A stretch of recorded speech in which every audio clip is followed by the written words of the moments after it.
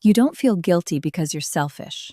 You feel guilty because you were trained to abandon yourself.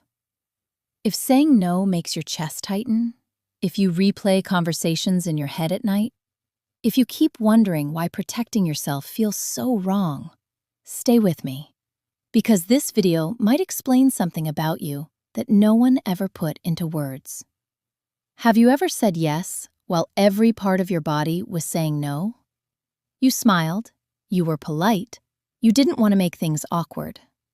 And later, you felt heavy, drained, quietly resentful. Not because you did too much, but because you disappeared a little, again. Many women were never taught how to have boundaries. We were taught how to be accommodating, be kind, be understanding.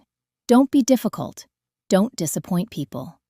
So now, when you try to set a boundary, your nervous system reacts like you're about to lose love. That's why guilt shows up so fast. Not because you're wrong, but because your body thinks you're in danger. Here's the truth most people never hear.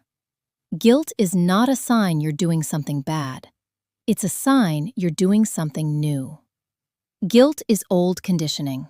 It's your past trying to keep you small, because small once felt safer. And here's what makes this even harder. You can set a boundary calmly, respectfully, lovingly, and still feel awful afterward. That doesn't mean you failed.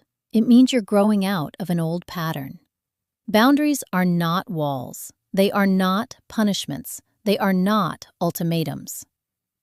Boundaries are information. They say, this is what I can give. This is where I stop. This is how I stay connected without losing myself. Without boundaries, you don't become more loving. You become exhausted. And exhaustion slowly turns into resentment. Now here's the part no one prepares you for. When you start setting boundaries, some people will react badly. They may say you've changed, that you're cold, that you're selfish. Often, they're not reacting to who you're becoming. They're reacting to what they're losing. And that discomfort does not mean you're wrong. So how do you set boundaries without guilt? You start by speaking from yourself, not from blame. Instead of explaining everything, you can simply say, I don't have the capacity for that right now. You stop over-explaining, because over-explaining is often fear in disguise. You don't need a courtroom defense for your needs. And you allow silence. You don't rush in to manage other people's emotions. Discomfort is not an emergency. I once heard a woman say, I don't know where I end and everyone else begins. That's what happens when you abandon yourself long enough. Boundaries are how you come home to yourself, not by pushing people away, but by staying present without disappearing. If you're afraid that setting boundaries will make people leave, remember this. Anyone who only loves you when you are quiet, accommodating, and exhausted is not loving you. They are loving your availability. The right people will adjust. The wrong people will reveal themselves. You without explaining your entire history. You are allowed to rest without earning it. And you are allowed to protect your energy, even if guilt shows up. Guilt is just a visitor.